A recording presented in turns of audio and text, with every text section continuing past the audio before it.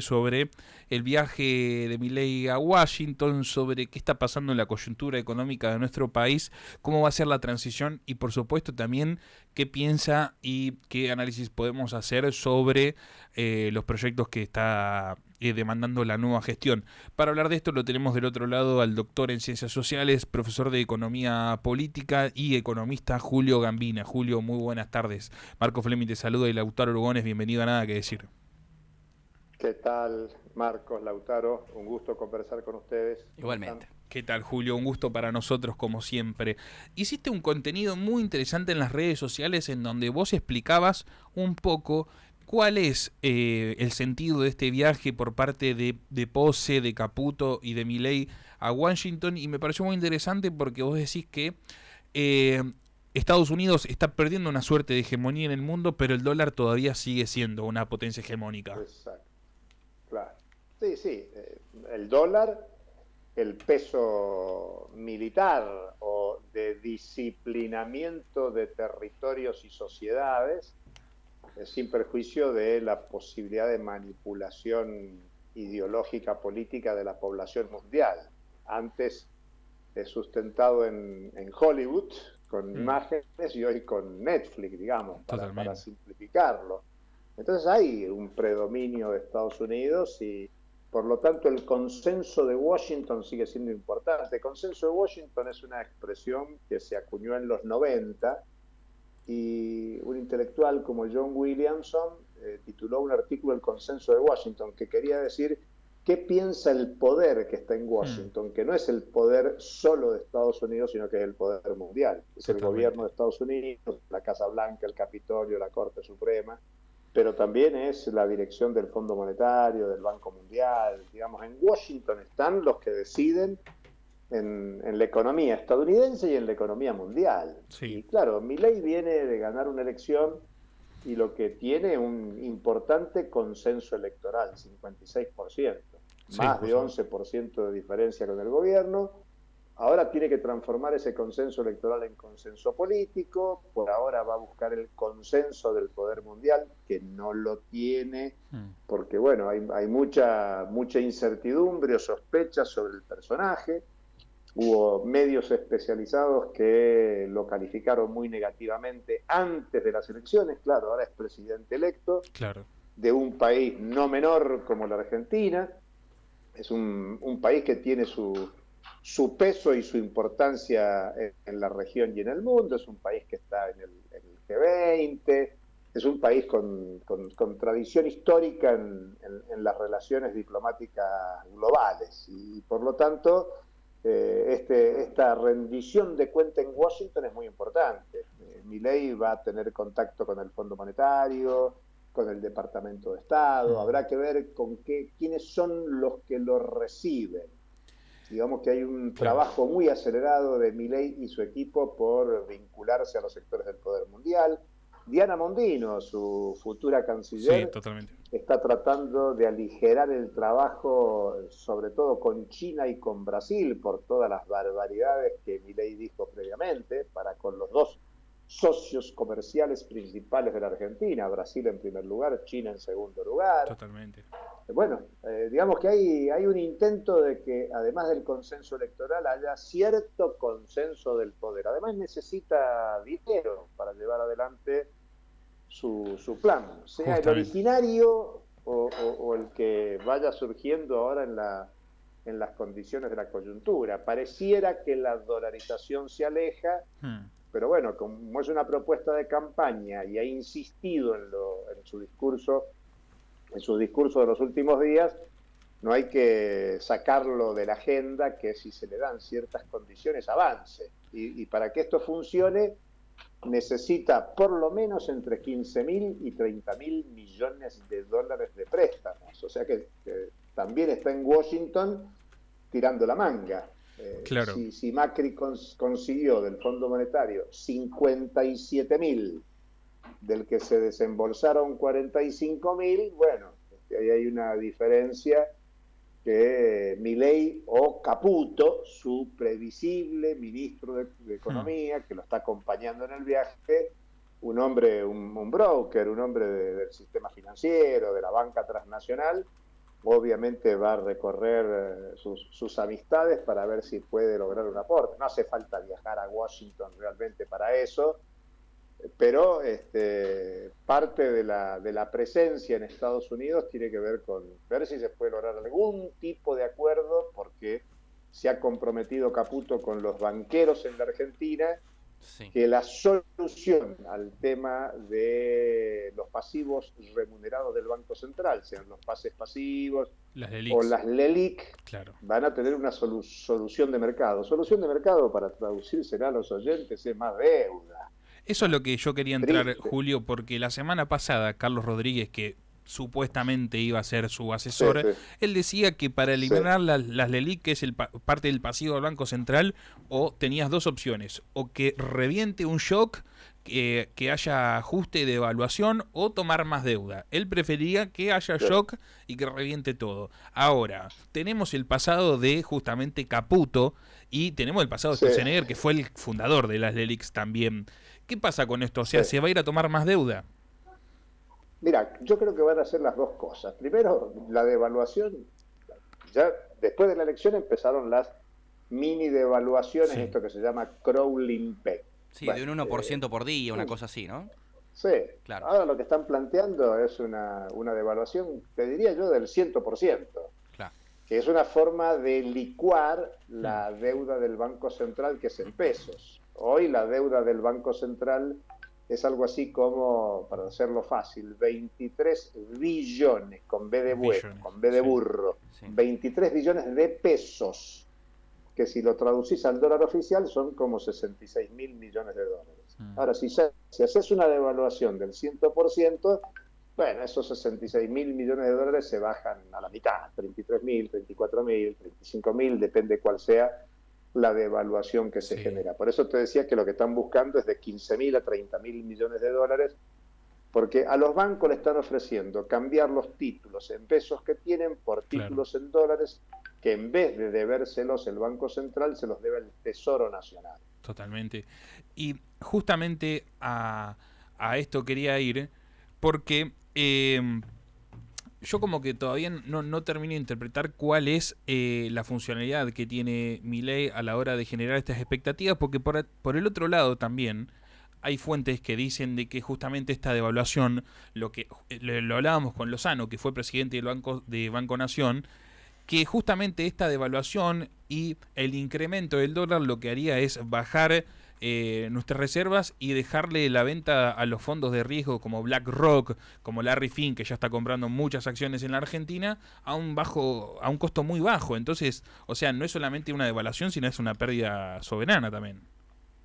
Por eso te decía, son dos cosas. Es la devaluación, es incremento de la deuda, y también con el incremento de la deuda, ¿cuáles son las garantías? Hmm. Entre las garantías que se están barajando son las garantías del Fondo de Garantía de Sustentabilidad del ANSES Claro. o acciones de empresas públicas, por ejemplo, de empresas públicas YPF, que no es pública, es privada de gestión estatal, pero bueno, el Totalmente. Estado nacional o los estados provinciales tienen el 51% de las acciones de YPF, y atrás de YPF está Vaca Muerta. Vaca Muerta es la segunda reserva mundial de gas no convencional y es la cuarta reserva mundial de petróleo no convencional. Hmm. Digamos, Argentina ha entrado en una diversificación de la potencial explotación de sus bienes comunes más allá de la tierra, los alimentos, sea soja, maíz, trigo, ganadería, con el tema de los hidrocarburos no convencionales, la potencialidad del litio, del cobre, del oro, Hmm. y por lo Sí. tanto Argentina iría a una consolidación de su modelo primario exportador, que no se caracteriza principalmente por generar empleo. Digamos que el gobierno Milei trae bajo nuevas condiciones el programa de Martínez de Oz, Claro. el programa de la década del 90, Menem y de la Rúa, Hmm. digo, para ser justos en repartir las cargas de los 90, y obviamente el intento de Macri. Macri falló porque él imaginaba que con su prédica ideológica y el voto Mm, social importante que obtuvo iba a tener lluvia de inversiones. En un Claro. tiempo donde no llueven las inversiones, ni en Argentina ni en ninguna parte del mundo. Cualquiera que estudie los datos de la economía mundial Sí. sabe que desde el 2007, 8, 9 con la crisis mundial, se afectó la circulación de capitales internacionales y en el 2015 hay un deterioro de las inversiones externas en todo el mundo, antes de la pandemia. No es la pandemia la que generó, la pandemia agravó los procesos de desaceleración de la economía mundial. Ya no hablo de la Argentina, sino de todo el mundo. Claro, Incluso sí, sí. Para América Latina, casi el único país receptor de relativas inversiones externas fue Brasil en estos últimos 10, 15 años. Entonces, no alcanza con lo ideológico para lograr los objetivos. Por lo tanto, yo te diría que en esta dinámica de plan económico lo que se busca es que el capital excedentario internacional busque rentabilidad en la Argentina. La única forma de que ingresen dólares al país, o que ingresen por deuda, o que ingresen por inversiones externas, o que haya superávit comercial, y la expectativa que hay en la Argentina es que el 2024 vuelva el superávit comercial. Ya este año no hay déficit energético, el año que viene se prevé un superávit energético en tanto y en cuanto continúe vaca muerta, la producción, la canalización por el gasoducto y la exportación, y entonces la intencionalidad es esa rentabilidad. Que claro, el gran tema es que la Argentina es un generador muy importante de riqueza social, pero que el excedente se acumula en el exterior. Eso es lo que habitualmente se llama fuga de capitales. Sea porque estamos permanentemente pagando deuda, porque la mayoría de las empresas importantes argentinas son extranjeras y cada vez que puedan, y hay dólares en la Argentina, los remiten como utilidades al exterior, y porque además hay una clase dominante argentina que ahorra en activos externos, sea propiedades en el exterior, títulos, bonos o incluso divisas, que están en la Argentina en cajas de seguridad, pero que son activos externos que no están involucrados en el proceso productivo.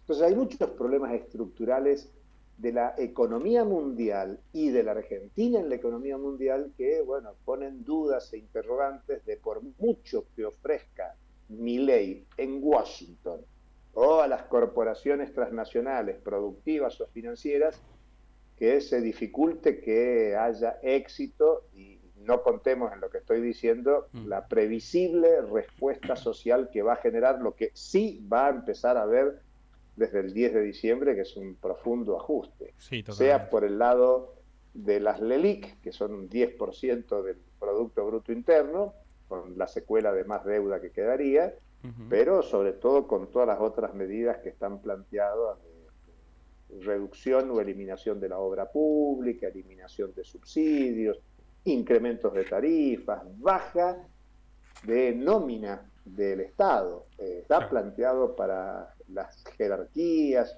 dicen que lo pague la política y no el personal, pero bueno, hay mucho temor hoy en distintas oficinas estatales porque hay mucho trabajador en situación irregular, hay mucho contrato que vence en diciembre, y todos esos que están contratados a diciembre tienen temor de que no haya renovación. Muchos de ellos hace más de 2 décadas que están con contratos temporarios que se renuevan año a año. Totalmente. Uno dice, jurídicamente están resguardados, pero bueno, la política pasa por encima lo jurídico, y por eso también nos llama la atención que se haya designado al futuro ministro de Justicia y que ya haya habido reuniones con la Corte Suprema de Justicia. Estoy hablando de Cunio Libarona y las reuniones mantenidas con la Corte Suprema, digamos, para intentar blindar una perspectiva de ajuste que va a ser muy dura en una Argentina que no viene de una etapa de auge, aun cuando en los últimos años ha habido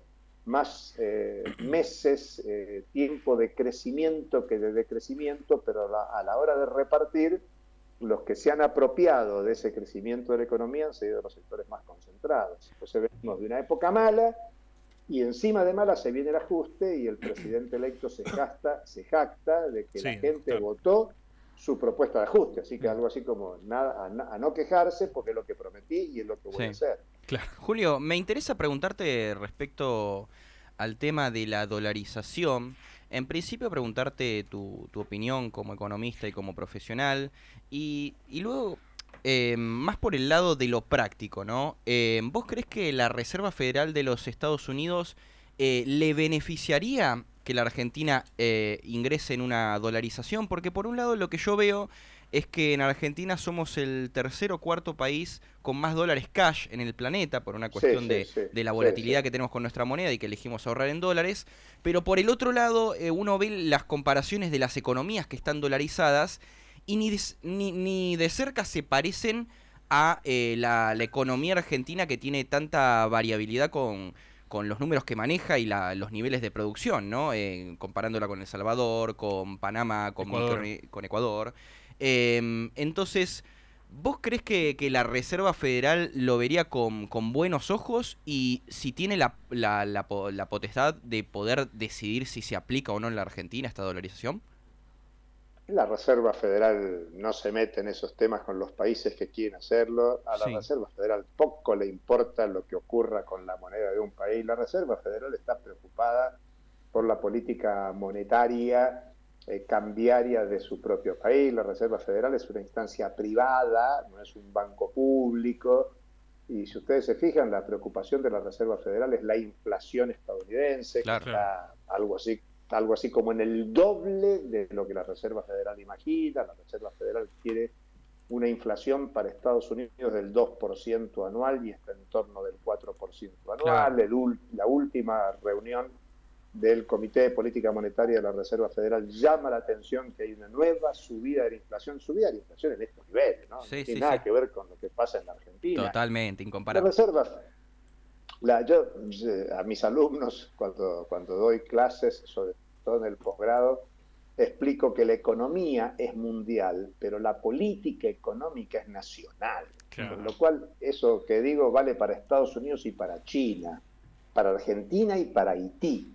Hmm. Cada país ejerce la política económica que es su sector en el gobierno, su sector hegemónico, dominante, necesita para su país. La Reserva Federal mira el mundo, por supuesto, Mm, no es que no es que no miran lo que pasa en el mundo, pero lo mira desde arriba, claro. Claro. lo mira desde el poder, lo mira desde la lógica de los intereses económicos, fronteras adentro, del capital que emerge desde Estados Unidos. Hmm. Digamos que la Reserva Federal está tan preocupada como la secretaria del Tesoro, Janet Yellen, Sí. hoy, por mantener la hegemonía del dólar en el sistema mundial. Con lo cual, lo que acontezca en la Argentina no mueve el amperímetro de la política mundial. Mm, Por ejemplo, Argentina en el 2001 declaró la cesación de pagos y no pasó nada, Claro. ni en el sistema financiero mundial, ni en la economía mundial, lo que pone de manifiesto que la Argentina podría, si quisiera, confrontar con el fondo, no pagarle al fondo,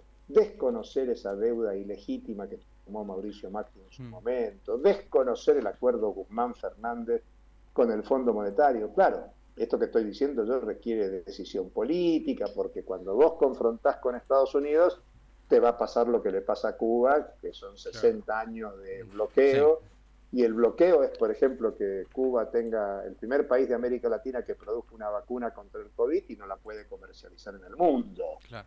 Entonces, bueno, vos podés hacerlo y después tenés que bancarte las represalias. Pero te diría que Estados Unidos es menor la preocupación que tiene por lo que haga Argentina. Yo te dije hace un ratito, no sé con quién se va a reunir Mm, Javier Milei. Claro, es presidente electo y alguien lo va a recibir. sí, Hay gente en el Departamento de Estado, habrá que ver cuál es la jerarquía, cuál es el nivel de quién lo recibe. El Fondo Monetario también habrá que ver quién lo recibe. Argentina es el principal deudor del fondo, así que Claro. podría ser que sea recibido por una jerarquía importante. Pero el fondo no es un banco, así que el fondo, si Argentina tampoco le paga al fondo, el Fondo Monetario no se funde, porque no es un Claro. banco, totalmente. es un fondo cuyos recursos lo manejan los estados y el Mm, principal aportante del fondo es el Estados Unidos. Con lo cual, si Argentina no paga, bueno, echarán algún funcionario, degradarán algún funcionario, pero las no organizaciones mueve el de este tipo amperímetro. no, para nada. Lo que demuestra que Argentina tiene posibilidades Mm, de un manejo soberano, autónomo. E insisto con esto, la política económica es nacional. Ahora, claro, los gobiernos argentinos, pónganle ustedes el nombre que quieran, incluso hablemos de estos 40 años, no hablemos de gobiernos constitucionales, han tenido muy poca voluntad de decisión soberana. Ejemplo, todavía tenemos la ley 21526 de entidades financieras que formuló la dictadura en el 77. Totalmente. Martínez Dios cuando se fue en el 81 dijo: el acto más revolucionario que hicimos fue la ley de entidades financieras. Y esa ley está asociada al endeudamiento. Y la deuda de hoy es la misma deuda de la dictadura renegociada por todos los turnos constitucionales, menos esa audacia del efímero presidente, el puntano, en plena crisis del 2001, cuando Rodríguez Sá le planteó en el Congreso suspender los pagos y una ovación parlamentaria, y en realidad cuando mirás cómo creció la Argentina 2002, 2003 hasta el 2006, 2007, que es el canje del 2005 con 3 años de plazo, y ahí la Argentina volvió a meterse en el sistema deuda, cada vez los intereses de la deuda fueron más importantes. Por eso no es ninguna locura que se plantee una política soberana desde la defensa de la democracia en la Argentina. Pero claro, para eso hay que tener voluntad política, decisión política, ganarse una conciencia social masiva de un colectivo que quiere avanzar soberanamente, y hay que confrontar. Obviamente eso no es lo que quiere Milei.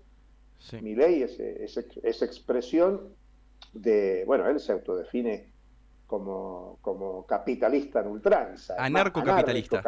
Es decir, la anarquía, los anarquistas están contra el Estado, pero él está contra el Estado no para el autogobierno de las masas, como dirían los anarquistas tradicionales, sino que él quiere que gobierne el mercado, los grandes capitales, los grandes inversores, que cada quien decida. Y por lo tanto, en esta Argentina, donde la mayoría somos gallinas y unos pocos son zorros, bueno, que haya libertad en el gallinero, y por lo tanto que los pollitos decidan qué zorro se lo come. Julio, y digamos que creo que la dolarización es un disparate absoluto. A eso iba, Creo que está corrido de la agenda ahora, lo que no quiere decir que Milei, si tiene relativo éxito en el mediano plazo, no pueda retomar la agenda de la dolarización. Bien. Julio, algo que me quedó muy presente sobre lo que decías vos es que tenés una opinión altamente antagónica con los dichos de Ferraro, quien podría llegar a ser el ministro de Infraestructura de la Nación, en el que él dijo: ¿para qué vamos a tener gasoductos si de eso nosotros no usamos nada? Siendo de que hoy los números marcan el superávit energético, estamos en busca del superávit comercial, y digo, perder la soberanía primero de lo que podría llegar a ser YPF generaría un montón de problemas económicos, problemas energéticos. El cobre, lo hablábamos con el decano de la Facultad de Ingeniería de la UNLP, va a ser una materia prima altamente demandada en el mundo por la tecnología, y a su vez avasallaría también el artículo 124 de la Constitución Nacional de la soberanía de las provincias. Exacto, pero la lógica es tal como en su momento lo planteó el menemismo. Acuérdense que el menemismo asumió con un compromiso de que le dejen tratar en el Parlamento reforma del Estado y emergencia económica. Acaba de anunciarlo Milei, que quiere un paquete legislativo a discutir en extraordinarias en diciembre, que además del ajuste es la reforma monetaria, la reforma del Estado, la desregulación, y plantea la misma consigna que en los 90: todo lo que pueda ser privatizado será privatizado, en la lógica que la infraestructura, el gasoducto, la obra pública, todo se ha encarado por privado, con lo cual si no es rentable para un sector privado dispuesto a invertir, no se avanza. Y está claro, lo demostró el tema del gasoducto, sin inversión pública es muy difícil que esto avance, salvo que haya sectores con los cuales se está negociando y que estén interesados. Pensemos que Europa en este momento está comprando el gas caro a Estados Unidos por la presión de Estados Unidos para no comprarle el gas barato a Rusia. Y a Finlandia también, ¿no? Claro, y por lo tanto habrá capitales en el mundo que están interesados en buscar las fuentes de producción para abastecer de gas a Europa. Europa es parte de la sociedad de alto consumo y por lo tanto abastecerlo de gas es un gran negocio para Estados Unidos. Y por lo tanto el gas y el petróleo en la Argentina, que es un gas y petróleo no convencional, es caro respecto del convencional, pero es mucho más barato que otros, porque la tecnología de la fractura hidráulica eleva mucho los costos de producción. Sí. Pero es relativamente más barato que otros hidrocarburos.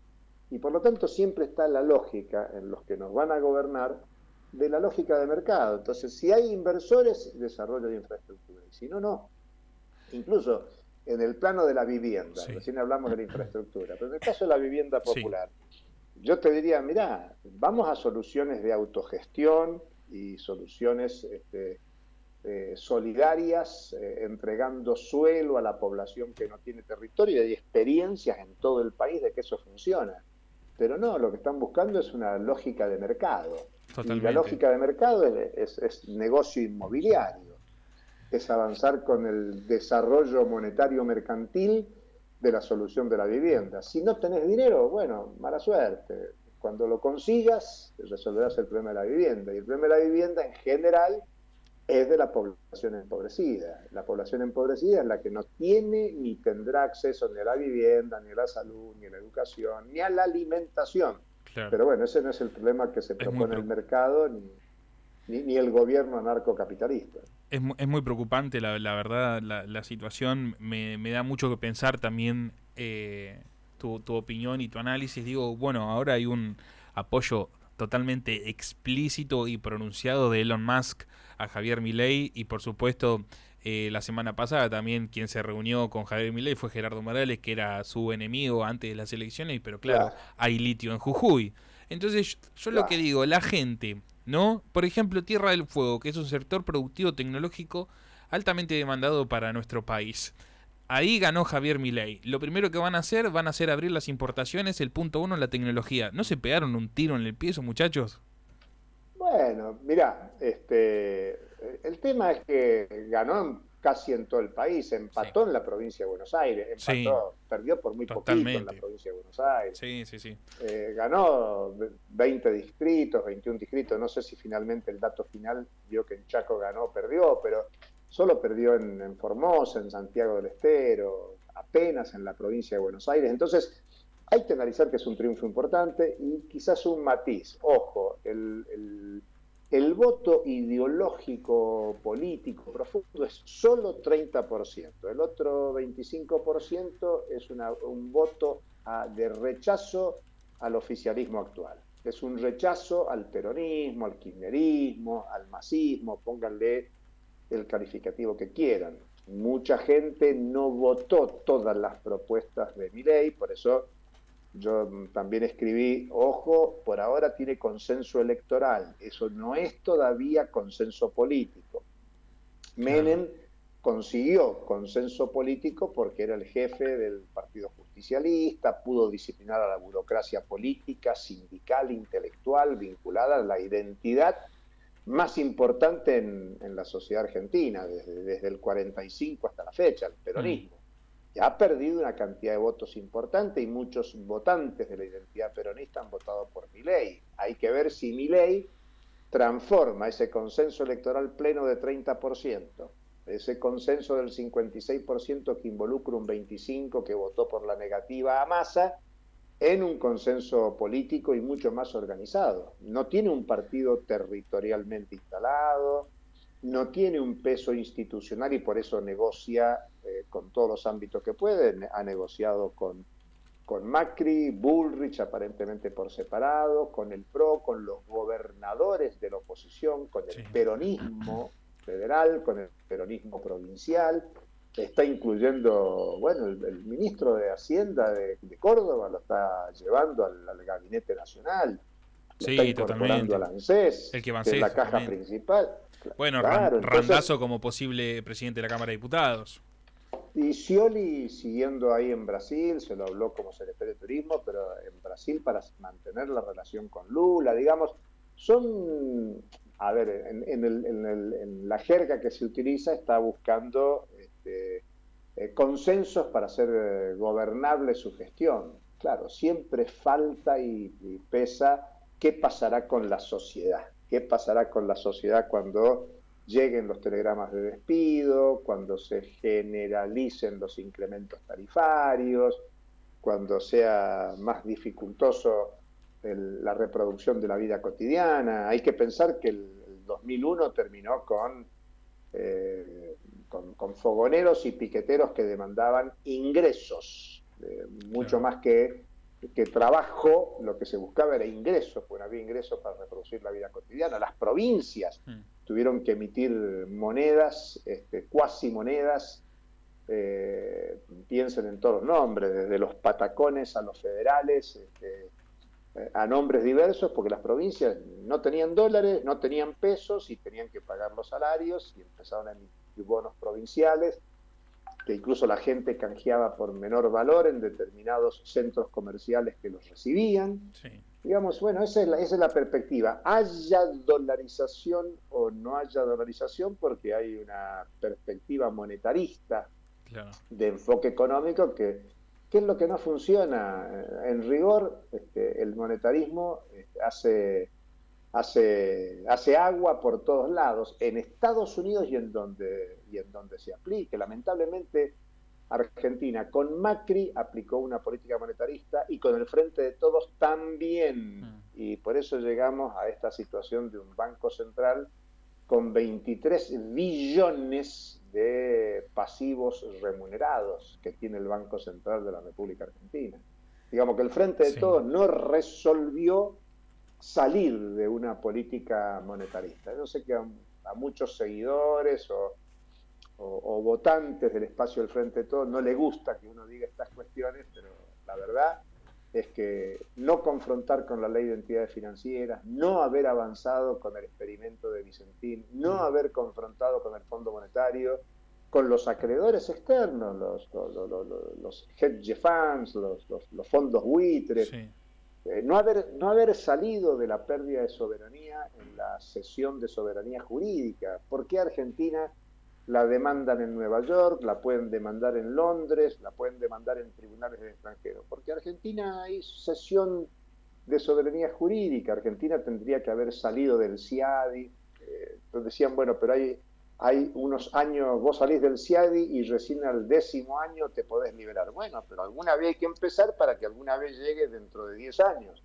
Si no, nunca tenés posibilidad de desembarazarte de esta dependencia política, económica, jurídica en la que está sometida la Argentina. Por eso, aunque a algunos no les guste, hay que decir estas cosas, porque si no se confronta con el poder económico, con el poder político, no habrá posibilidades de soberanía en el marco de la democracia y la Constitución que rige en la Argentina. Totalmente. Julio, la verdad que yo me quedaría horas, creo que Lautaro también, charlando con vos. Ha sido un placer. Es muy interesante y esperemos tenerte pronto de nuevo porque, nada, o sea, nos abrís un poco el panorama, empezamos a entender, pero también son más las dudas que nos generan porque también el tema de las jurisprudencias internacionales es algo que me parece que deberíamos replantearnos y que muy poca gente habla de esto, así que celebro poner esto en discusión, Julio, y nada, como siempre es un placer poder hablar con vos y te esperamos la próxima porque necesitamos más de esto. Un gustazo enorme y cuando ustedes dispongan. Abrazo grande. Un abrazo muy grande, Julio. Muchas gracias. Estábamos en comunicación con el economista, doctor en Ciencias Sociales, Julio Gambina. La verdad que muy interesante.